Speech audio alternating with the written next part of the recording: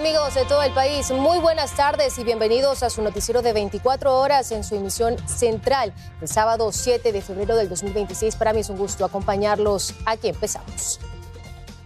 Y tras las lluvias registradas en las últimas horas a nivel nacional, algunas ciudades resultaron afectadas y varios ríos se desbordaron. Más de 300 personas han sido damnificadas en todo el país como consecuencia de las intensas precipitaciones. Varios puntos del país amanecieron afectados tras las intensas lluvias que se han registrado durante largas horas, dejando a su paso inundaciones, deslizamientos y serias complicaciones en la movilidad.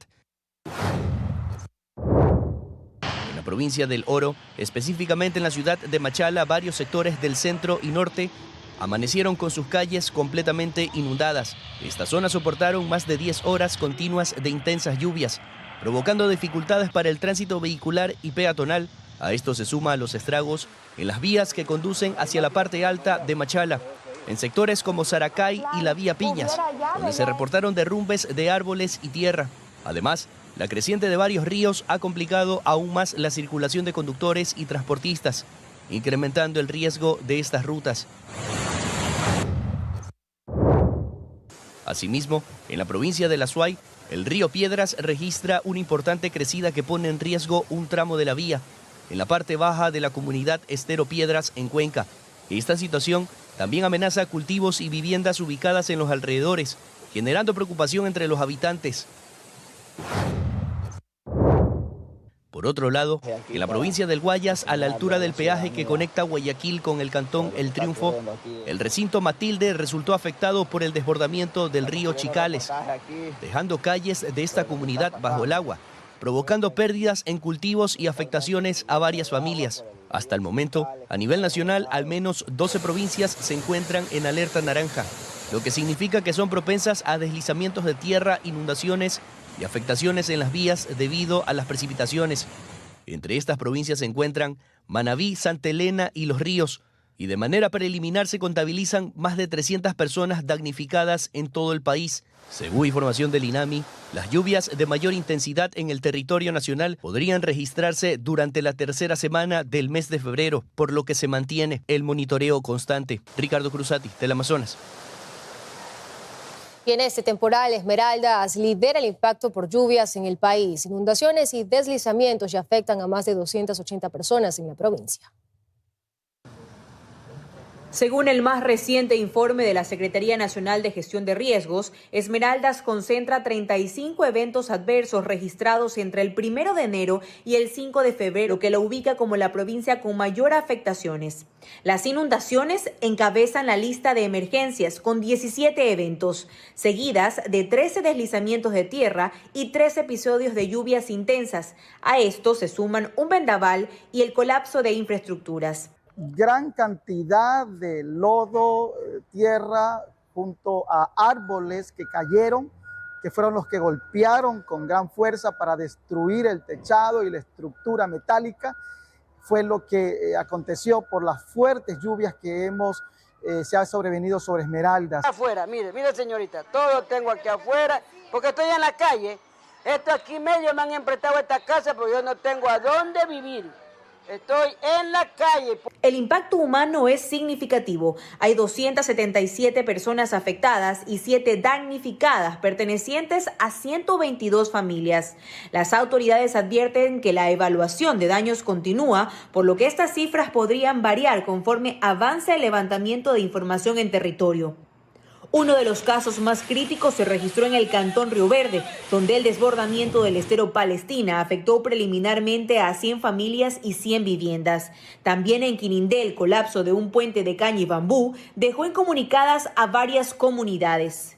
¿Pero qué se prevé para los próximos días? Pues desde el Instituto Nacional de Meteorología e Hidrología, INAMI, advierte que durante las próximas 72 horas continuarán las lluvias con episodios de intensidad variable, tormentas eléctricas y ráfagas de viento en la región litoral, incluida Esmeraldas. Ante este escenario, la provincia se mantiene en alerta naranja como medida preventiva para proteger a la población asentada en zonas de riesgo. Sofía Huir, Teleamazonas. Y bien, en ese mismo contexto vamos a revisar cómo están ciertas provincias del país que se encuentran en alerta amarilla y naranja. Justamente vamos a ver el clima y la probabilidad de lluvias de este sábado 7 de febrero. Vamos a revisar, iniciamos con Guayas, que en horas de la tarde pues va a tener lluvias aisladas con una probabilidad del 30% y una temperatura de 27 grados. Mientras que en horas de la noche pues habrá lluvias aisladas con una probabilidad del 20% y se mantendrá con una temperatura de 27 grados. Vámonos a otra provincia, Santa Elena. En esa provincia, en horas de la tarde, pues habrá lluvias y tendrá una temperatura de 28 grados, mientras que en la noche se mantendrá pues esta alerta de lluvias con una temperatura de 26 grados. Cambiamos de provincia, nos vamos a Los Ríos, quien también está pues en alerta debido a las precipitaciones. En horas de la tarde estará nublado y con una temperatura de 28 grados, mientras que en horas de la noche pues mantendrá lluvias o tendrá lluvias en horas de la noche con una probabilidad del 50% y una temperatura de 24 grados. Vámonos, Samantha, ahora a esa parte del país. En horas de la tarde habrá llovizna con una probabilidad del 30% y una temperatura de 28 grados, mientras que en horas de la noche Manta estará justamente parcialmente nublado con una temperatura de 26 grados. Vámonos a la ciudad de Cuenca. En horas de la tarde tendrá lluvias con una probabilidad del 50% y una temperatura de 18 grados. Esta misma ciudad en horas de la noche tendrá una probabilidad del 40% de lluvias y una temperatura de 14 grados. Amigos, y con este pronóstico del tiempo de este sábado 7 de febrero, vamos a una pausa y ya regresamos con más noticias aquí en su noticiero 24 horas.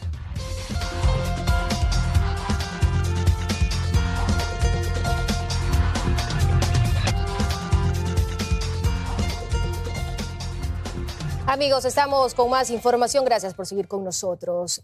Le contamos, rindió su versión el testigo clave en el juicio político en contra del presidente de la Judicatura. El juez Carlos Serrano ratificó que fue presionado para otorgar la libertad al narcotraficante serbio y que su vida está en riesgo. Cuando un juez pierde esa libertad, se convierte básicamente en un verdugo, presionado por el poder.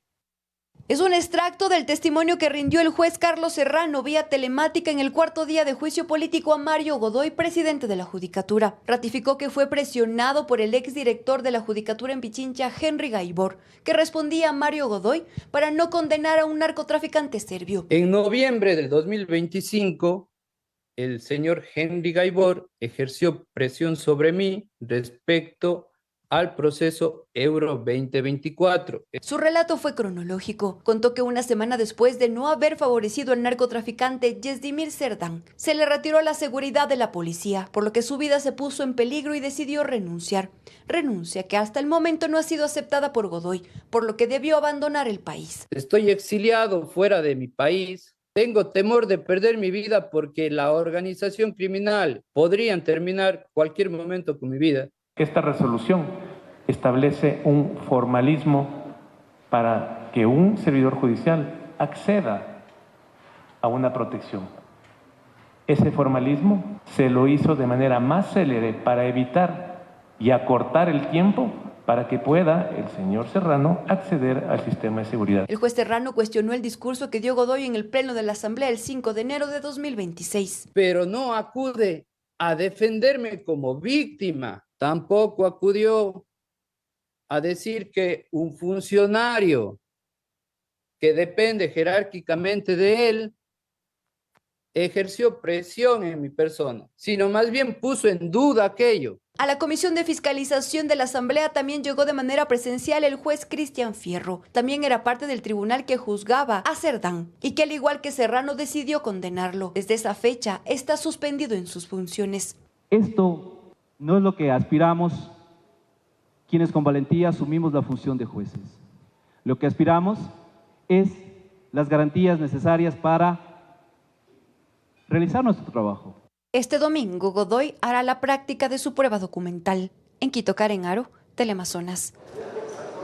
En otros temas, duro golpe al crimen organizado. Un operativo dejó al descubierto un arsenal oculto bajo tierra en Manabí. Militares localizaron caletas con armas de alto calibre, municiones y equipos tácticos usados por bandas delictivas.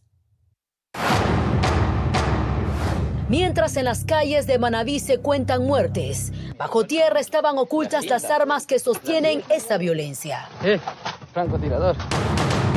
Así fueron hallados fusiles, escopetas y municiones de alto calibre durante un operativo militar ejecutado en la provincia de Manabí, una zona usada por el crimen organizado como centro de acopio. El despliegue se realizó en el sector Playa Prieta, parroquia Río Chico del cantón Portoviejo, luego de información proporcionada por inteligencia militar. Las Fuerzas Armadas ejecutaron tareas de reconocimiento y rastreo que permitieron ubicar varias caletas ocultas en el terreno. Dentro de estos escondites se encontró armamento de largo alcance, municiones de distintos calibres y equipamiento táctico de uso policial. Había chalecos antibalas, placas balísticas, cascos y botas, además de armas asociadas a francotiradores, lo que evidencia el nivel de peligrosidad y preparación de quienes operaban en esta zona. Existen más de 115 armas. Nuestro personal al momento se encuentra todavía realizando un rastrillaje en el sector, pues presumimos que puede existir más cantidad de material. 30 pistolas, subfusiles 52 subfusiles, aproximadamente 10.000 munición de diferentes calibres. Esta operación ha sido un efecto importante de esta articulación del bloque de seguridad, Fuerzas Armadas, Policía Nacional y el Sistema Nacional de Inteligencia. Junto al arsenal, los militares hallaron $32,000 en efectivo, dinero destinado a financiar actividades ilícitas vinculadas al narcotráfico. Durante la intervención fueron aprehendidos 2 ciudadanos, quienes quedaron a órdenes de las autoridades competentes. Según el alto mando militar, este operativo busca cortar la logística criminal, atacando los puntos donde se almacenan armas, dinero y uniformes antes de que sean utilizados para cometer hechos violentos. El sector de Playa Prieta ha sido identificado como zona estratégica por su ubicación y conectividad, factores que han sido aprovechados por organizaciones delictivas para ocultar material ilegal. Son lugares normales que no llamarían la atención ni lugares exclusivos. Son lugares o haciendas en las cuales aparentemente no pasa nada. Son lugares no de difícil acceso, tienen vías. Aproximadamente 6 caletas son las que se han encontrado. Presumimos que pueden haber más todavía. Este decomiso se suma a una serie de hechos registrados en la provincia de Manabí en las últimas semanas, donde se han reportado múltiples enfrentamientos, operativos de control y capturas relacionadas con el crimen organizado. Las autoridades sostienen que estas acciones forman parte de una respuesta coordinada para frenar la creciente violencia y la presencia de bandas dedicadas al narcotráfico y al tráfico de armas en toda la región. Catalina García, Teleamazonas. Y en este mismo tema, en el siguiente reportaje, les contamos cuál era el destino de este armamento incautado en Manabí y bajo el control de qué banda criminal se encuentra. Asesinatos, armamento bajo tierra y atentados. Manabí está bajo ataque y todo responde a un solo motivo: la disputa entre las organizaciones criminales Los Lobos y Los Choneros. La guerra por territorio entre estas dos organizaciones criminales ha escalado hasta convertir a Manabí en la zona de mayor conflicto criminal en Ecuador, registrando tan solo en los primeros días de este 2026 más de 100 muertes violentas, lo que significa un promedio de 3 asesinatos por día. Según información de inteligencia del bloque de seguridad, los fusiles, escopetas, rifles, municiones de distintos calibres. Todo le pertenece a la organización criminal Los Lobos, pero específicamente a Celso Zambrano Casanova, alias Ovidio, un nombre que no es desconocido en esta provincia, pues en el 2016, tras su fuga de un centro carcelario, fue incluido en la lista de los más buscados de Manabí, y por él incluso se ofrecía una recompensa. Alias Ovidio ahora no solo es miembro activo de Los Lobos, sino además ha creado una organización criminal adjunta que lleva su mismo alias y que es alimentada con el reclutamiento de personas que ingresan a una escuela de sicarios que, según información de inteligencia, se ubica en la comunidad de Taina, en el cantón Santana. Loco Ovidio opera con el cartel mexicano Jalisco Nueva Generación y también tiene nexos en Colombia con bandas de narcotráfico. Su historial delictivo es extenso y debido a esto y su nivel de peligrosidad en el 2024 se lo incluyó en la lista de los más buscados a nivel nacional. Pues alias Loco Ovidio actualmente es el frente más fuerte que tienen Los Lobos contra los choneros, quienes mantenían una hegemonía en toda la zona. La muerte de Rasquiñas y la formación de suborganizaciones criminales ha dado paso a la infiltración de Los Lobos, organización criminal que anteriormente se ubicaba en zonas mineras del país. No obstante, ahora ha tomado el control de ciertas zonas del sur de la provincia manabita, como es Portoviejo, Manta, Montecristi y Jaramijó. Todo esto para el ingreso y el envío de grandes cantidades de droga, que son enviadas desde la extensa zona costera de esta provincia a diferentes partes del mundo. Astrid Singre, Teleamazonas.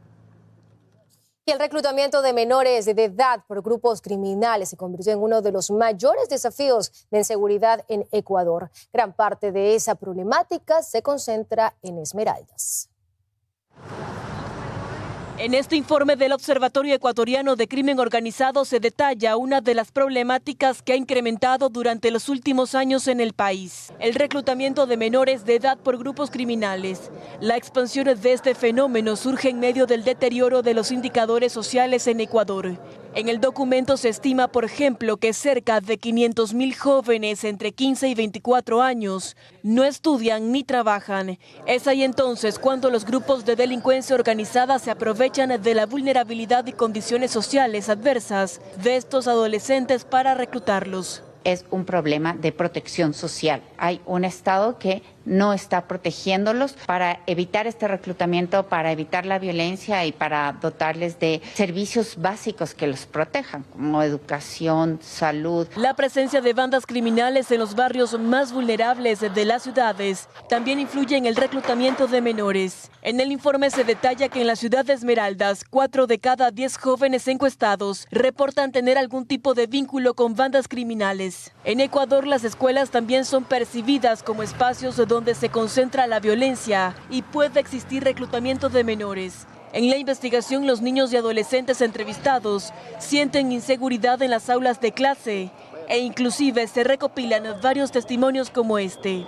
La vida en mi escuela es buena, aunque está vacunada. La rectora tiene que pagar. No podemos estar mucho tiempo en la escuela. Vamos a dar exámenes y nos venimos a la casa porque pueden tirar una bomba por no pagar. La rectora no quiere pagar. Por eso ya tiene tiempo que no tenemos clase. Creo que Esmeraldas es un caso especial. Tú tienes lo que se conoce como reclutamiento de trata interna, en donde los propios estudiantes comienzan a extorsionar o generar violencia a estudiantes de su mismo colegio. Para combatir la problemática, especialistas recomiendan la formulación de políticas públicas específicas sobre el reclutamiento de menores para fines delictivos. En eso debemos trabajar más que en bajar la edad de imputabilidad. También se requiere de cooperación internacional para poder garantizar el financiamiento de investigaciones vinculadas a esta problemática. Bernarda Ceballos, Teleamazonas. Y las cárceles de Ecuador pasaron de ser centros de rehabilitación social a oficinas de gobernanza criminal donde todo tiene un precio. Un estudio revela que en las prisiones del país acceder a una cama o un pabellón puede costar entre $300 a $1.000. Este es un estudio de la Iniciativa Global contra el Crimen Organizado Transnacional. Aquí se detalla cómo las mafias controlan las cárceles del país. El sistema carcelario de Ecuador, según el documento, funciona bajo una lógica financiera conocida como bazares, un esquema que impone comisiones del 10% sobre cada transacción que las familias realizan para enviar dinero a los privados de libertad. Y es que dentro de prisión todo tiene un precio. Acceder a pabellones menos violentos tiene un valor de $1.500. El acceso a cama cuesta $300, mientras que tener acceso diario a alimentos oscila entre los $5 y $10. Esto pese a ser un derecho garantizado. No está determinado a quién se realice ese tipo de pagos y cómo le llega ese dinero al privado de la libertad, pero lo que se sabe es que hay un intermediario. Estos intermediarios son estos bazares y básicamente es como una especie de banco, si tú quieres. En el informe también se revela que en las cárceles de Ecuador hay servicios de comunicaciones y protección. Un teléfono celular puede oscilar entre los $500 y $700. Y si el privado de libertad desea protección dentro de la cárcel, también debe pagar. Antes de las masacres, el precio era de $150. En la actualidad puede llegar a tener un valor de $1.500 dependiendo de la peligrosidad de la prisión y el pabellón. El alquiler de teléfonos celulares y la compraventa de teléfonos celulares también es uno de los mercados más rentables que se da también por el contrabando y con la corrupción de los funcionarios. Eso desde nuestra perspectiva explica en gran parte por qué tú tienes un crecimiento de las extorsiones y de llamadas que se dan desde los centros de privación de la libertad. El documento revela que al interior de las cárceles también se vende droga y armamento. Un revólver, por ejemplo, puede llegar a costar $4.000, un rifle $15.000 y los cartuchos $5 cada uno. La implementación de una política integral de rehabilitación social junto al fortalecimiento de los mecanismos de supervisión y anticorrupción constan entre las recomendaciones para erradicar el problema. Como están mal diseñadas las cárceles, siguen entrando celulares, armas. El personal militar puede también contaminarse, por eso es que es mejor cambiarles cada cierto tiempo, cada 90 días, pasarles la prueba del polígrafo. Mientras tanto, en la actualidad las cárceles del país aún están lejos de ser centros de rehabilitación social. Bernarda Ceballos, Teleamazonas.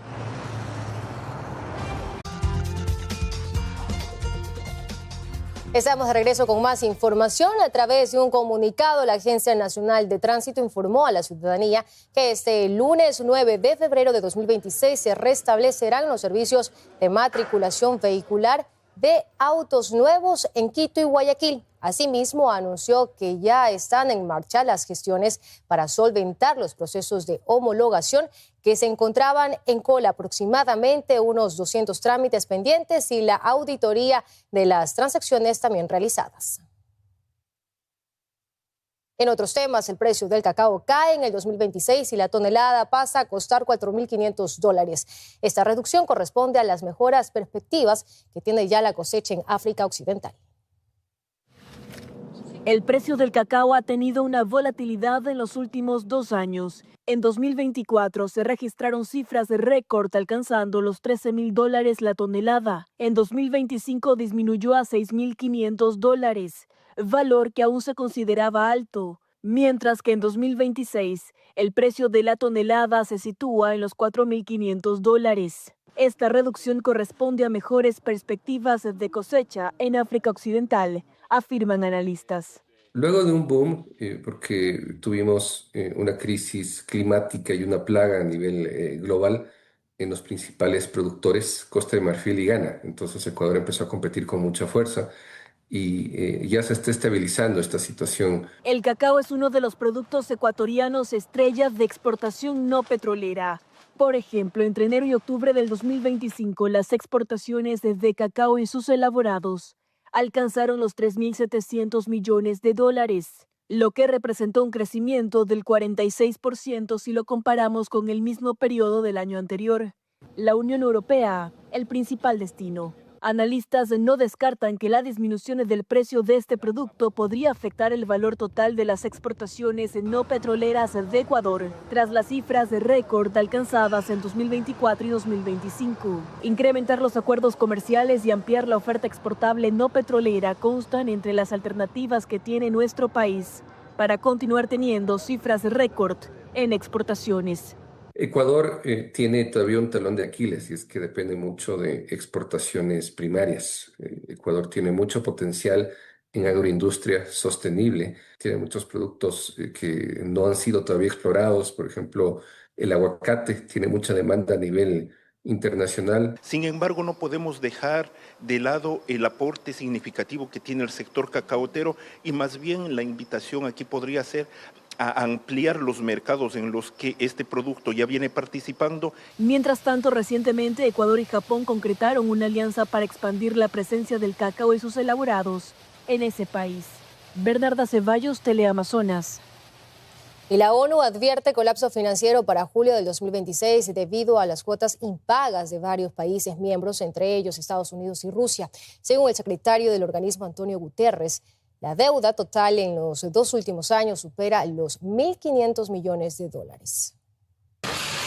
Inminente colapso financiero fue parte del texto de la carta que el secretario de la Organización de Naciones Unidas, ONU, envió a los 196 países miembros. Esto después de transparentar cifras en su estado financiero. La ONU cerró el 2024 con $760 millones en cuotas impagas. En el 2025, la deuda de varios países superó los $877 millones, valores que suman una deuda total de atrasos en más de $1.500 millones. Entre los deudores mayoritarios están Rusia y China, por debajo de Estados Unidos, país que acumula la deuda del 95% del dinero que se debe a las Naciones Unidas, es decir, del presupuesto 2026, que actualmente es de 3.450 millones de dólares. Estados Unidos debe cancelar 2.200 millones de dólares. Este país por varias ocasiones ha criticado la ideología e incluso redujo la contribución a ciertos programas de la ONU. Ante esto, la organización internacional refleja preocupación, no solo en las finanzas, sino también en la estabilidad de la entidad. Aquí se han tomado dos acciones. Por un lado, el formar una organización paralela e incipiente en este momento, que es exactamente este Board of Peace, y por el otro es justamente el recortar su apoyo a programas voluntarios y el negarse a pagar sus contribuciones obligatorias al presupuesto de Naciones Unidas. Pues la reducción de la economía no solo significa desempleo, sino reducción de servicios. En el caso de Ecuador, por ejemplo, hay muchas personas que buscan asilo, principalmente desde Colombia y desde Venezuela. Ese es uno de los programas que, por ejemplo, se vería afectado. Sumado a una normativa por la cual el presupuesto no ejecutado es devuelto a los países que lo dieron. Esto último agudizará la situación que actualmente maneja la organización internacional, que tiene previsto hasta julio 2026 tener réditos económicos. Después de esa fecha se verá obligada a mermar su presencia en varios países miembros. Erika Vera, Teleamazonas. Y académicos exhortan a las autoridades ecuatorianas a prohibir el uso de redes sociales en menores de 16 años. Esto luego de que España anunciara la medida. España se une a Australia, Dinamarca y Francia y anuncia la prohibición de redes sociales en menores de 16 años. Así lo dio a conocer el presidente Pedro Sánchez en la Cumbre Mundial de Gobiernos que se celebró en Dubái. Solo podemos hacer una cosa. Tenemos que recuperar el control. Sánchez añadió que las plataformas deberán implementar sistemas eficaces de corroboración de la edad, no solo las tradicionales casillas de verificación, sino barreras reales que funcionen. Tras esta decisión, académicos ecuatorianos se pronuncian y exhortan a las autoridades de nuestro país a emitir una prohibición similar.